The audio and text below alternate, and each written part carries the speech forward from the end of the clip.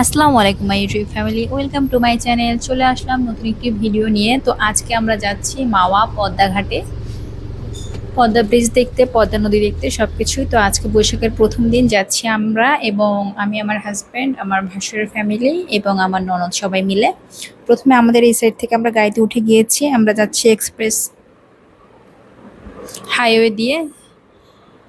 রাস্তা একেবারেই ফাঁকা, যেহেতু সকালবেলা আমাদের ৯টার মধ্যে অ্যাকচুয়ালি বের হওয়ার কথা ছিল, কিন্তু আমরা বের হতে কিছুটা লেট করে ফেলেছি, ১০ মিনিট, খুব বেশি না। তো আমরা এখন যাচ্ছি, তারপর হচ্ছে আমার ভাসুরের বাসার ওখানে যে ওনাদেরকে নিব, এরপরে আমরা যাব হচ্ছে মাওয়ার উদ্দেশ্যে। তো বৈশাখ সবার কেমন কাটলো জানাতে পারেন কমেন্ট বক্সে। অ্যাকচুয়ালি বৈশাখ সেলিব্রেশনটাও কথা না, মেইনলি অনেকদিন ধরে প্ল্যান হচ্ছিল যে সবাই একসঙ্গে কোথাও ঘুরতে যাওয়া যায়, আর যেহেতু আমাদের পদ্মায় যাওয়া হয়নি, তো পদ্মায় যাওয়ার প্ল্যান করা হয়েছে। সবাই উঠে গিয়েছে গাড়িতে, এখন আমরা সবাই মিলেই যাচ্ছি। আর এই সাইডের রাস্তাগুলো অনেক ভালো লেগেছে, ফার্স্ট টাইম দেখা আমার। আর হয়তো নতুন রাস্তা, এই জন্য মানে খুবই অন্যরকম লেগেছে। ঢাকার কাছাকাছি এত সুন্দর রাস্তা, ব্রিজ, সব কিছুই। আর যতটা দূরে ভেবেছিলাম মাওয়া, ততটা দূরেও না। আর ওয়েদারটাও আজকে খুবই খুবই ভালো ছিল। তো প্রথমেই এসে আমরা মাওয়াতে চলে এসেছি। এখানে হচ্ছে একটা রেস্টুরেন্ট প্লাস হোটেল টাইপের আছে, ওখানে আমরা এসে গাড়িটা পার্ক করে নেমে কিছু ছবি টবি তুলছি। এই যে এই সাইড থেকেই দেখা যাচ্ছে পদ্মা সেতু। তো পদ্মা সেতু দেখার তো অনেকেরই ইচ্ছা আছে, আমাদেরও ইচ্ছা ছিল। অনেকটা লেটই হয়ে গেল, সবাই মোটামুটি দেখে ফেলেছেন আশা করা যায়, এবং যারা এখনো দেখেননি তারা অবশ্যই যাবেন। তো এই রেস্টুরেন্টটা প্লাস এদের স্পেসটা অনেক বেশি ছিল। তো আমরা একটু বসে ঘোরাঘুরি করেছি, পিকচার তুলেছি, রেস্ট নিয়েছি।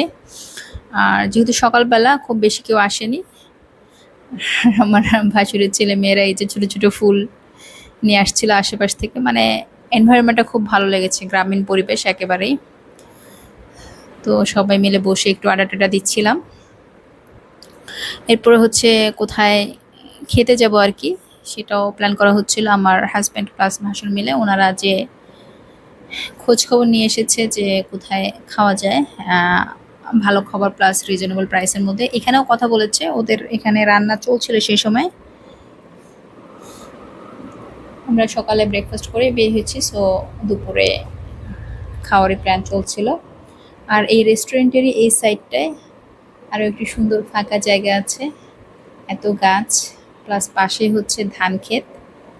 তো খুবই ভালো লেগেছে, একদম সুন্দর বাতাসও ছিল। আর আজকের রোদটা মানে ছিলই না, সো হালকা হালকা রোদ, মাঝে মাঝে আর কি বেশি দেখা যাচ্ছে। আর এই তো এখানে বাগান বিলাসও ছিল, সো বাগান বিলাস তো আমার অলওয়েজ ফেভারিট। তো বাগান বিলাসের সঙ্গেও কিছু ফটো সেশন করা হয়েছে।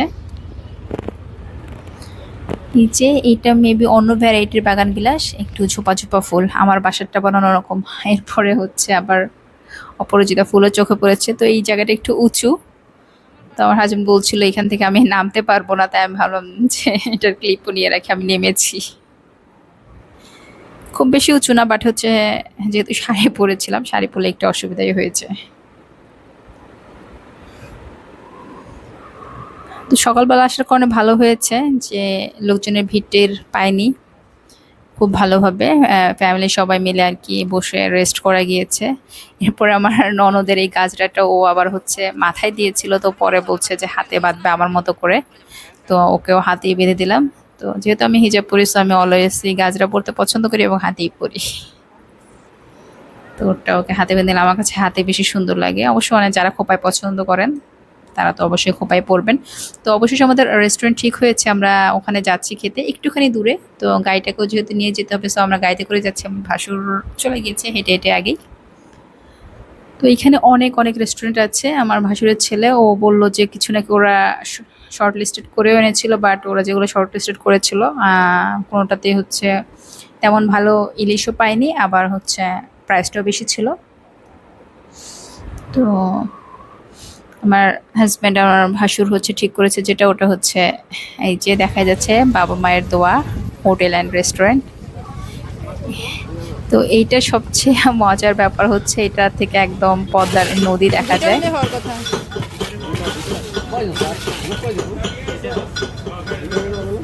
দুটো নিলে হওয়ার কথা।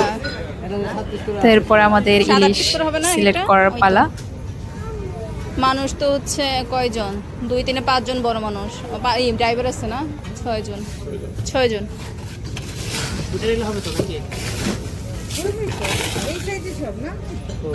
এই সাইজে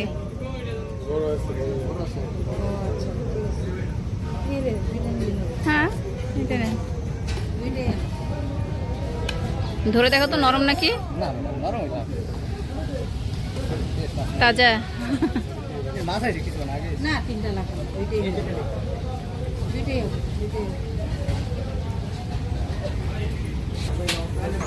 এরপরে মাছগুলো হচ্ছে কাটানোর পালা। আর এই সাইডে ওদের ভর্তার অনেক আইটেম আছে, সালাদ আছে। এই তো এগুলো আমরা নিব মাছের সঙ্গে, বাট ফার্স্ট হচ্ছে মাছটা কাটিয়ে নিয়ে আসতে হবে। নর্মালি সবাই যার মাছ কাটা হয় সে দাঁড়িয়ে দেখে। লোক হচ্ছে 6 জন। লেজ ভর্তা বানাই দিবে।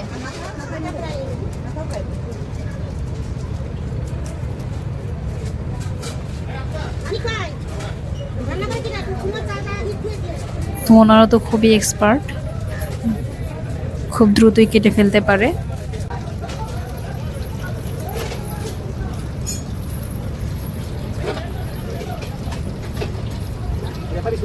এই 6 পিস করে করতে বলছো উনি।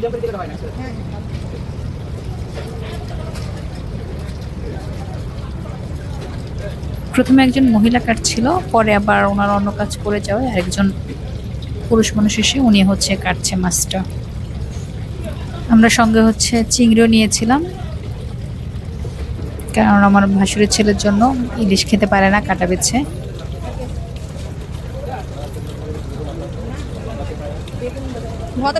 তো চিংড়িগুলোও কেটে দিচ্ছিল ওনারা।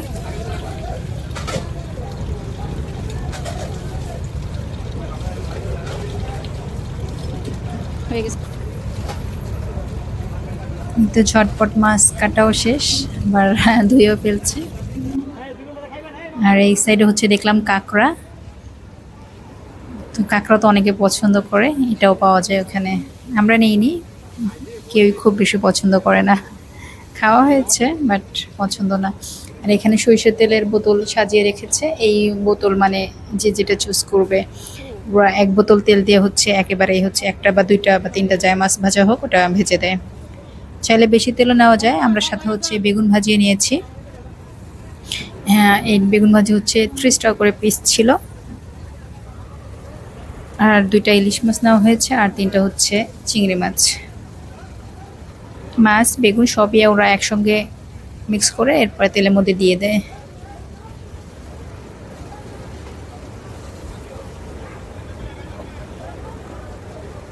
সরিষার তেলের ঝাঁঝে এটা খেতে মজা লাগে। নর্মালি তো দেখা যায় যে মাওয়াতে অনেক ভিড় থাকে। আমাদের ভালো হয়েছে যে আমরা দিনের বেলায় গিয়েছি। তো সবাই বলে যে রাতেই বেশি হ্যাপেনিং, বাট দিনের বেলাতেও ভালো লেগেছে। সো যারা রাতে যেতে চান না তারা চাইলে দিনে যেতে পারেন।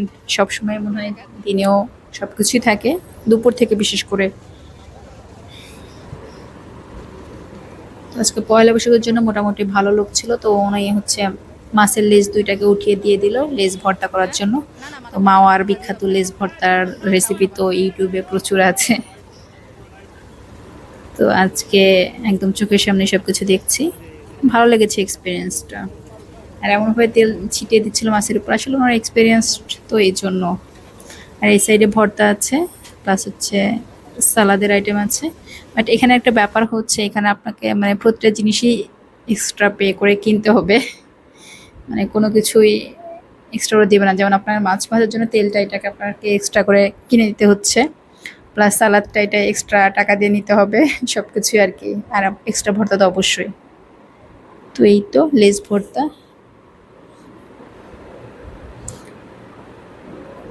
ওনারা জাস্ট হচ্ছে বড় 2টা কাটা ফেলে দেয় এবং ছোট কিছু কাটা ফেলে, খুব বেশি কাটা ফেলে না, একটু কাটা থাকে ও ভর্তার মধ্যে। সো কেউ খেতে চাইলে অবশ্যই সাবধানে খাবেন। আর ওদের ভর্তার অপশনও ছিল অনেকগুলোই, শুটকি ভর্তা, কোরাল ভর্তা, আলু ভর্তা, আরও কি ছিল। সালাদটা কিভাবে মাখবে বলছিল যে স্পেশাল সালাদ। আমি আবার বলেছিলাম যে কেন এক্সট্রা প্রাইস নেবে, সালাদের জন্য কেন এক্সট্রা টাকা নেবে, সব জায়গায় তো সালাদ এমনিতেই দেয় খাবারের সঙ্গে, অ্যাকচুয়ালি দেয়। তো বলছিল যে না ওনাদের এখানে এরকমই। তো আর এটা হচ্ছে নাকি খুব স্পেশাল সালাদ। তো আমি দেখছিলাম অ্যাকচুয়ালি স্পেশাল সালাদে কি কি দেয়। স্পেশাল কিছুই না, একটু আচার দিয়েছে সাথে। এই যে এই জায়গাটাই আপনাদেরকে দেখাতে চাচ্ছিলাম, যাব খাওয়ার পরে। এই তো খাবার রেডি, সবকিছু চলে এসেছে। এই যে আমার প্লেট আমি সাজিয়ে নিয়েছি মাছ, বেগুন ভাজি, ভর্তা সবকিছু দিয়ে। খাবারটা মোটামুটি মজাই ছিল, বাট আমাদের সবার কাছে লবণটা কিছুটা কম লেগেছিল। আর মাছের কথা এখানে বলে লাভ নেই, প্রচুর মাছ। আসলে মাছের জায়গায় মানে মাছিকে দূরে রাখাটা খুবই কঠিন বিষয়, কারণ সবসময় ওখানে মাছ আনা হচ্ছে, মাছ কাটা হচ্ছে, ওখানে আবার রান্না করা হচ্ছে, ওখানে খাওয়া হচ্ছে। সো সবকিছু একসঙ্গে হয়ে যাওয়ার কারণে সমস্যা হয়ে গিয়েছে। সেপারেট সিস্টেম থাকলে হয়তো এটা হতো না, বাট সবাই তো তাজা মাছ খেতে চায়। এই যে নদীর পাড়ে হচ্ছে অনেক কিছুই সেল করছিল। ওই বেলুনগুলোর সঙ্গে আমরা ছবি উঠাতে চাচ্ছিলাম, বাট হচ্ছে ওই ছেলে কাউকে বেলুন ধরতে দেয়নি, কারণ এই বেলুন ধরলে বেলুন উড়ে যেতে পারে, তার সব বেলুনই উড়ে যেতে পারে। সো সে আমাদেরকে ভরসা করেনি। এরপর একটু নদীতে নেমেছিলাম, এরপর আমরা একটা নৌকা ভাড়া করেছি। এটা হচ্ছে 2 ঘন্টা ঘোরার জন্য, প্লাস এটা একদম পদ্মা সেতুর নিচ দিয়ে যে একদম ঘুরিয়ে নিয়ে আসবে, এটাও বলেছে। তো নৌকাতে ওঠাটাই আসলে সবার জন্য কঠিন ছিল। হ্যাঁ, যথেষ্ট উঁচা, ট্রলার দেখতে পাচ্ছেন। সো আমরা উঠেছি, একটু কষ্ট করে উঠেছি। এরপরে হচ্ছে এখন নৌকাতে করে ঘুরবো। সো এখানে নৌকার ভাড়ার ক্ষেত্রেও একটা কথা বলি আমি, যে এখানে ওনাদের সাথে অনেক বার্গেনিং করতে হয়। তারা যেরকম প্রাইস বলে তার তিন ভাগের 1 ভাগে এরকমই হয়তো। সো আমরা 2 ঘন্টায় হচ্ছে 1500 টাকা ঠিক করেছিলাম, বাট প্রথমে তারা বলছিল 1 ঘন্টাতেই 1500 টাকা দিতে হবে এরকম। তো পাশে একটা ধানের নৌকা যাচ্ছিল, এরপর আমরা নৌকার মধ্যে বসে অনেক ফটো সেশন করেছি। ভালোই লাগছিল পদ্মা নদীর, এই যে মোটামুটি পদ্মা ব্রিজের কাছাকাছি চলে এসেছি আমরা। এটা তো মানে দোতলা ব্রিজ, যারা গেছেন তারা তো জানেনই। উপর দিয়ে হচ্ছে বাস এইসব চলে আর কি, বাস ট্রাক, আর নিচে দিয়ে হচ্ছে ট্রেনের লাইন। যদিও বাস ট্রাক অনেকই দেখা গিয়েছে, কিন্তু ট্রেন দেখতে পাইনি। ট্রেন দেখলে ব্রিজে আরো ভালো লাগতো, একসঙ্গে দেখা হয়ে যেত। অ্যাকচুয়ালি আমাদের প্ল্যান ছিল যে পদ্মা সেতু দিয়েও গাড়ি করে ঘুরে আসা, বাট সেটা পরে ক্যান্সেল হয়েছে, কারণ পদ্মা সেতুর টোল ভাড়াটা একটু বেশি। মানে যাওয়া আসাই 3000 টাকা সেতুর এপার ওপার, আর হচ্ছে ওই পারে যে নাকি অনেক দূর পরে হচ্ছে ইউটার্নের জায়গা। সো ওটাও একটা প্রবলেম। তো অন্য কোনো সময় যাবো ইনশাল্লাহ। এরপরে হচ্ছে কুয়াকাটাও যাওয়ার প্ল্যান আছে, সো সেই সময় গেলে তো যাওয়াই হবে। এটার উপর দিয়ে যায় তো মনে হয় নাকি। এই তো এরপরে আমরা নৌকাতে ঘুরেছি, অনেক মজা হয়েছে। আমরা চরে নেমেছিলাম, পেয়ারা মাখা, আম মাখা খেয়েছি। ওগুলোর শর্টস আছে চ্যানেলে, দেখে নেবেন, আরও শর্টস দিব। এরপরে আমরা উপরে এসে একটা দুধ চা খেয়েছি। এরপর চিন্তা করছি এখন কি করা যায় সবাই মিলে। তো পাশেই হচ্ছে মেলার মতো হচ্ছিল আর কি। এটা বৈশাখ উপলক্ষে কিনা জানি না, বৈশাখ উপলক্ষেও হতে পারে।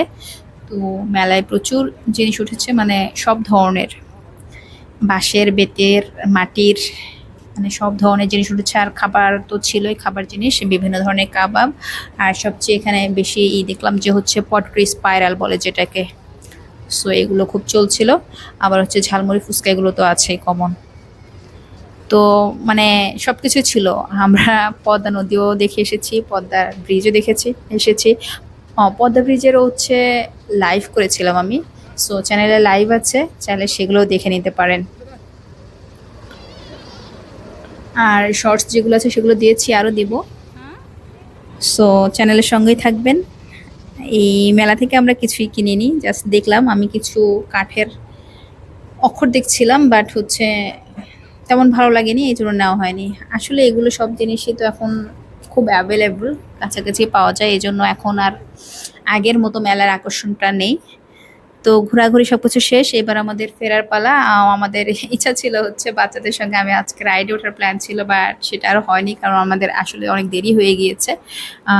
অলরেডি হচ্ছে 6টা বাজে, মানে একদম মাগরিবের সময় হয়ে গিয়েছে। আমরা চাচ্ছিলাম যে 8টা-9টার মধ্যে যাতে বাসায় চলে আসতে পারি। তো এই জন্য আর কোথাও যাইনি আমরা। এখন ফেরার পালা, বাট ভালো লেগেছে মাওয়া যে। সো ঢাকা থেকে যারা এখনো যাননি যেতে চান তারা অবশ্যই যেতে পারেন। এটাতে এখানে শুনেছি বাসেও যাওয়া যায়, আবার ট্রেনেও নাকি যাওয়ার সিস্টেম আছে, আমার জানা নেই ঠিক। তো চাইলে যেতে পারেন, যে ঘুরে আসতে পারেন, এবং বাচ্চাদেরকে নিয়ে গেলে তো অবশ্যই খুব খুশি হবে। আর পদ্মা নদীটা খুব ভালো লেগেছে আমার কাছে, আমি আশা করিনি যে এরকম হবে, নদীটা অনেকটাই সমুদ্রের মতো ভাইব দিয়েছে। আর চরে নেমেও খুব ভালো লেগেছে, পদ্মার চর দেখে আসলাম, পদ্মা সেতু দেখে আসলাম। তো আজকের মতো এ পর্যন্তই, ভালো থাকবেন সবাই, চ্যানেলে যারা নতুন আছেন সাবস্ক্রাইব করে দিবেন। ভালো লাগা মন্দ লাগা কোনো কিছু থাকলে কমেন্ট বক্সে জানাতে পারেন, আর কি ধরনের ভিডিও দেখতে চাচ্ছেন সেটাও চাইলে কমেন্ট বক্সে শেয়ার করতে পারেন। তো অনেক অনেক ভালো একটা দিন কাটলো, আজকের মতো এই পর্যন্তই, আপনারা সবাই ভালো থাকবেন, আল্লাহ হাফেজ।